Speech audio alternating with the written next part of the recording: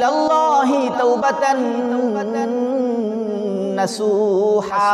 মুহতারাম হাজিরিন, সাইয়্যিদিনা হযরতে মূসা আলাইহিস সালাতু ওয়াস সালামের সময় আল্লাহ রাব্বুল ইজ্জত মূসা আলাইহিস সালাতু ওয়াস সালামের সেই যুগে এমন এক বিশাল দুর্ভিক্ষ দিয়েছিলেন, যে দুর্ভিক্ষের কারণে মানুষগুলো মারা যাচ্ছিল, ফসলের ক্ষয়ক্ষতি হচ্ছিল।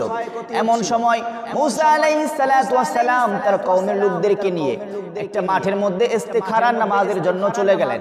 ইস্তিখারার নামাজ শেষ করে আল্লাহর কাছে হাত তুললেন, আল্লাহ আপনি এই দুর্ভিক্ষকে দূর করে দিন, আমাদের উপরে রহমতের বৃষ্টি বর্ষণ করুন।